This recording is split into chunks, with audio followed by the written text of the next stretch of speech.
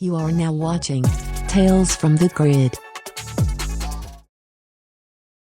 Back in early 2024, Hasbro announced that Playmates Toys would be producing Power Ranger toys going forward. This came as a shock because Hasbro, a company that makes toys, is handing over toy-making duties to another company. I took this move as Hasbro signaling that it thinks making Power Ranger products isn't worth their time or resources. What worries me is that both Hasbro and Playmates have mentioned in official reports that these new Playmates toys will be kid-targeted. Toy companies are trying to get the new generation of kids interested in older franchises in an attempt to recreate a toy boom like the 80s and 90s. I fear that since the current generation of kids don't really play with toys anymore, Playmates may design this toy line for an even younger age group. It's possible that Playmates has a strategy to get kids interested in Power Ranger toys, as they've had success with Ninja Turtles, a franchise older than Power Rangers. I collect Mighty Morphin, so I am more lenient with what gets produced, but I do have my limits.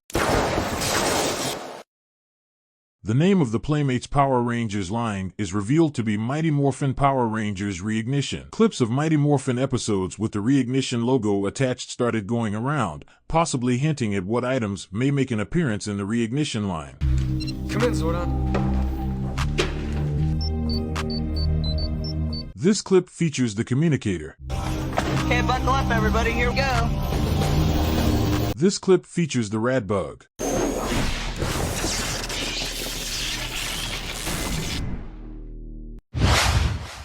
A teaser was put out showing silhouettes of 6 Ranger figures. These figures were later on revealed. A leak came out showing new Ranger figures from Playmates. The leak shows 6 automorphing Ranger figures and says they'll be available in the fall at Target and Walmart for $10 each. People initially thought these figures were the silhouette figures. An official press release came out revealing what Playmates has in store for the Reignition line. We get to see the previously revealed automorphing figures that will be available for $10 each. We also get to see that they're releasing Dinozords that can combine into the Dino Megazord that will be available for $18 each. They're releasing a Power Morpher that comes with 5 power coins and it'll be available for $17. A Blade Blaster is also mentioned and it will be available for $20. I don't know why people thought the automorphing figures were the silhouette figures when they clearly have a different shape. The silhouettes are slimmer and the automorphing figures are bulkier and shaped like Ninja Turtles. These are the third set of automorphin figures released in the last 7 years. Based on these photos, the 2021 figures look the best. The 2025 figures have a bit of an off-looking shape,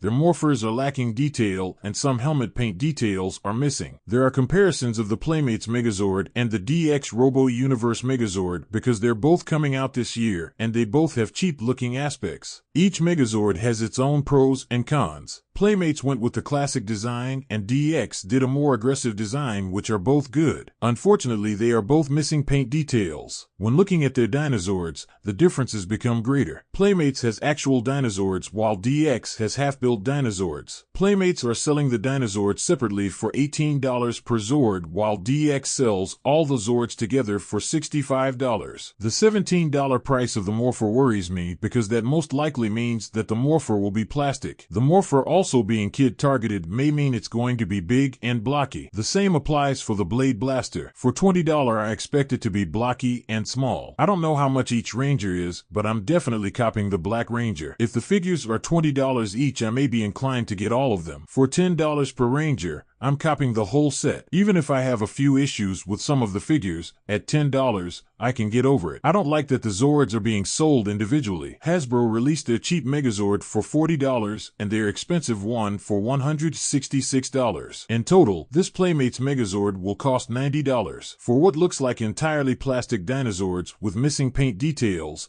at $90 it better be big. I'll still cop. The Morpher is big, plastic and blocky, but for $18 I can get over it. I will be copying this Morpher. I don't know how big this Blade Blaster will be compared to the Legacy version, but for $20 it's hard to complain, so I will be copying this. I realize that I'm part of the problem if I'm buying figures despite having some issues with them. I'm hoping that it sends a positive signal to the company to continue making products instead of sending a negative signal that means they don't have to put much effort in the product because it'll get bought either way. Thank you for watching another episode of Tales from the Grid, and until next time, have a good one.